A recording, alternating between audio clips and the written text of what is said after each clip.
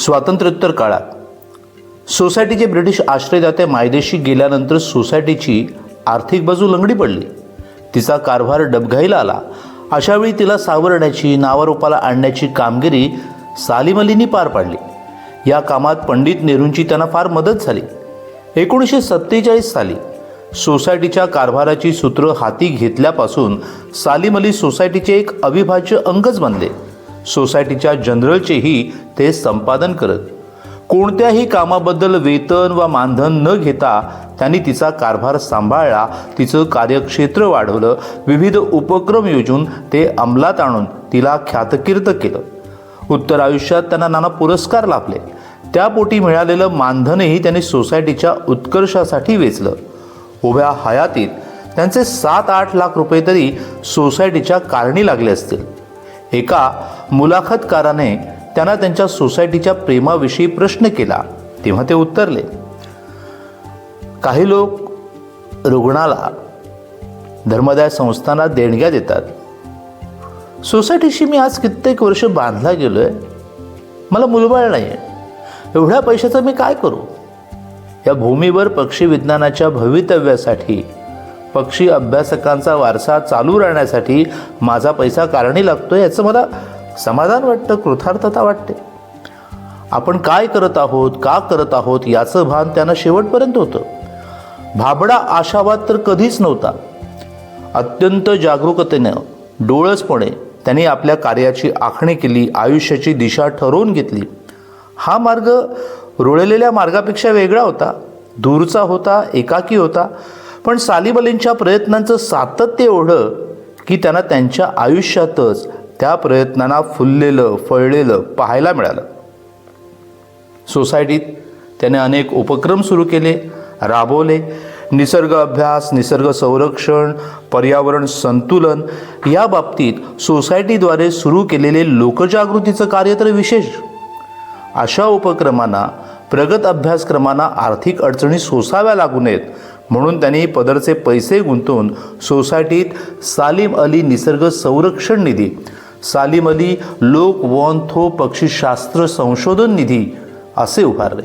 सालीम अलींच्या अविरत प्रयत्नांचं फळ म्हणजे मुंबई विद्यापीठाने सोसायटीला पदव्युत्तर अभ्यासक्रम सुरू करण्यासाठी 1957 साली दिलेली मान्यता. MSc आणि डॉक्टरेटचा अभ्यासक्रम सोसायटीत सुरू झाल्यावर सालीम अलींचं काम अधिकच वाढलं. आपल्या संस्थेतून पदवी धारण करून बाहेर पडणारा विद्यार्थी हा सालीम अलींचा विद्यार्थी म्हणून ओळखला जाणार. त्यांनी कुठल्याही बाबतीत उडं डावं असता कामा नये म्हणून ते कमालीचे दक्ष. त्यांचं संशोधन, लेखन सारं कसं निर्दोष हवं. त्यामुळे ते आपल्या विद्यार्थ्याला जराही ढिलाई करू देत नसत, गाफील राहू देत नसत. कठोर शिस्तीखाली ते त्यांचा अभ्यासक्रम पूर्ण करून घेत. नोंदी टिपणांची कठोर चिकित्सा करत. कठोर शिस्तीला कसलाच पर्याय नव्हता. आत्यंतिक काटेकोरपणा, जास्तीत जास्त अचूकता ही तर त्यांच्या कामाची बैठक. ही बैठक आपल्या विद्यार्थ्याकडूनही विस्कटू नये, मलिन होऊ नये म्हणून नेहमी सावध, सतर्क. त्यांनी स्वतः अत्यंत कष्टपूर्वक ज्ञानसाधना केली. साधनांच्या कमतरतेचा किंवा सुखसोयींच्या अभावाचा बावही कधी केला नाही. त्यामुळे इतरांच्या कष्टात, प्रयत्नात उणीव दिसली की ते चिडत. अडचणीविषयी कोणी कुरकुरू लागलं की त्याला दटावत. आपल्या देशाची आर्थिक स्थिती पाहता आधुनिक उपकरणांचा आग्रह परवडणारा नाही आणि त्यापासून काही अडणारही नाही. अडलं तर ते फक्त कार्यावरील निष्ठेच्या अभावामुळे असंही मत ते नेहमी बोलून दाखवत.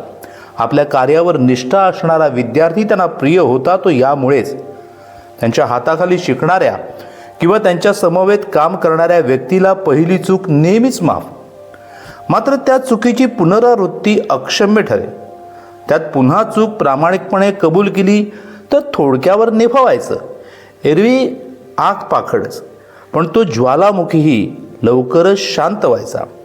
त्यांचा परखड स्वभाव आणि क्षमाशील वृत्ती अनुभवलेले, त्यांच्या सहवासात 25-30 वर्ष काढलेले त्यांचे विद्यार्थी आजही त्यांच्याविषयी आदरानं भरभरून बोलतात, आत्मीयतेने वृद्ध होतात.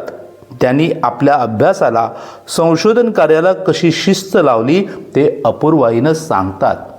त्यांच्या सहकाऱ्यांच्या विद्यार्थ्यांच्या मागे त्यांच्या शिस्तीचा बडगा होता, पण आपल्या गुरुची चूक त्यांच्या नजरेस आणून देण्याचं त्यांचं स्वातंत्र्य अबाधित होतं. निदर्शनास आणून दिलेली चूक कबूल करण्याची खिलाडू आणि प्रामाणिक वृत्ती गुरुच्या ठाईही होती. फुलचूक हे पक्षी हवेत झेपावून कीटक पकडतात असं विधान प्रभाकर सोमणांनी केलं. सालीमसाहेबांनी ते खोडून काढलं. परंतु हे दोघे पुढे भुजला पक्षी निरीक्षणार्थ गेले असता एका पाणथळ जागी 25-30 फुलचुखे हवेतील कीटक टिपताना आढळले. सालीम अलीने आपली चूक नुसती मान्यच केली नाही, तर हँडबुकाच्या 10व्या खंडात या सवयीचा नवा शोध सोमणांच्या नावे नोंदवला. भरतपूरच्या अभयारण्यात एक पक्षी ओळखताना सालीम अलींची गफलत झाली. ती चूक तिथल्या फॉरेस्ट गार्डच्या हुकुम सिंगने लागलीच त्यांच्या निदर्शनास आणली. सालीम अलीने पुन्हा दुर्बीण लावली, निरीक्षण केलं. आपली खरोखर गफलत झाली होती हे त्यांच्या लक्षात येताच ती तात्काळ मान्यही केली. स्वतःचं सारं काटेकोरपणे पार पाडण्याची वृत्ती आणि समोरच्या व्यक्तीच्या वकुबाबद्दल मनात नेहमी संशय, त्यामुळे कोणतीही कामगिरी इतरांवर सोपवताना ते कमालीचे दक्ष आणि सावध असत, मग तो विद्यार्थी असो की आप्त. त्यांचे भाचे कॅप्टन नादिर तय्यबजी भारतीय नौदलातून 1961 ते 62च्या सुमारास निवृत्त झाले. त्याच वर्षी ते सालीम अलींसमवेत भरतपूरला पक्षांना कडी चढवण्याच्या उपक्रमात सहभागी व्हायला गेले. 50शीला आलेल्या आपल्या भाच्याला त्यांनी सक्त ताकीद दिली. त्यांनी पक्षी जाळ्यातून काढायचा नाही, कारण पक्षी जाळ्यातून अलगद काढायचे असतात, त्यांना दुखापत होता नये. कडी चढवून मुक्त केले की त्यांना नीट उडता आलं पाहिजे.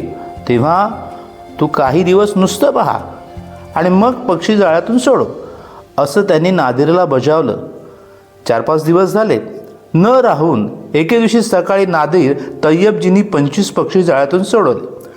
सालीम मामूने हे समजलं, मात्र अग्निवर्षावाला तोंड देण्याखेरीज नादिरच्या हाती काहीच नव्हतं.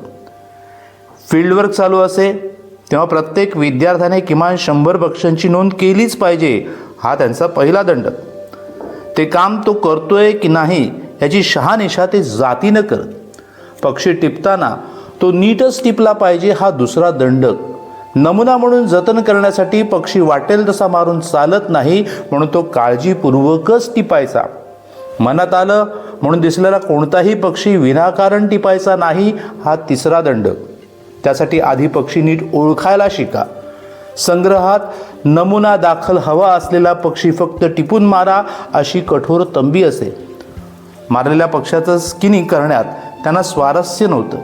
सुरुवातीच्या सर्वेक्षण मोहिमात आवश्यक होतं तेव्हा तर त्याने ते केलंच, पण ते उत्कृष्टपणे कसं करावं याचं मार्गदर्शन विद्यार्थ्यांना करताना अगदी उतार वयातही स्किनिंगमधलं आपलं कौशल्य दाखवलं.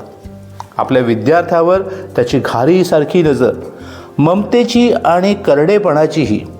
ज्या ज्या ठिकाणी त्यांच्या विद्यार्थ्याचा शोध प्रकल्प चालू असे तिथे जाती न जात, त्यांना काही अडचणी शंका असतील तर त्याचं निवारण करत स्वतःचं शंका समाधान घेऊन घेत अगदी शेवटी वयाच्या 90ीतही त्यांनी आपल्या विद्यार्थ्यांकडे दुर्लक्ष केलं नाही.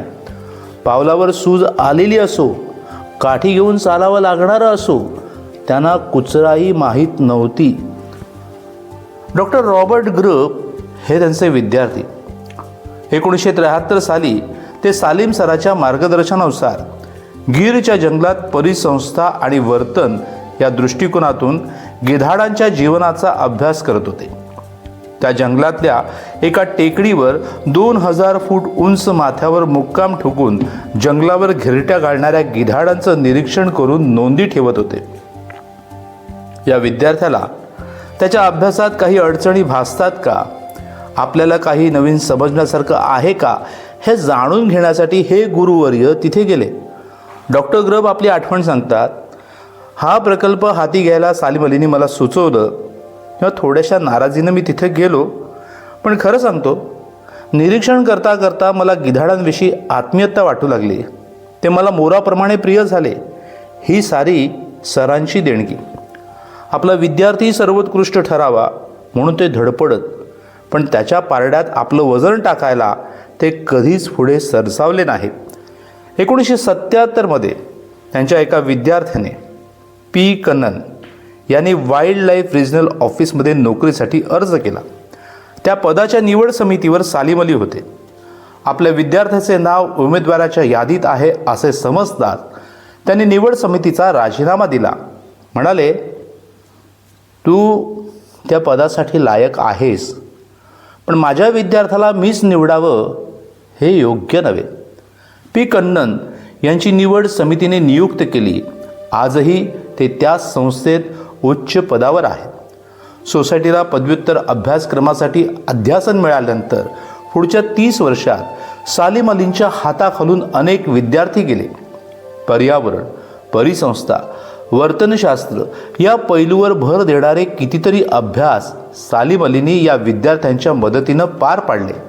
सालीम अलींच्या कार्याची पताका खांद्यावर घेऊन त्यांचे अनेक विद्यार्थी आजही कार्यरत आहेत, नाना प्रकल्प राबवत आहेत.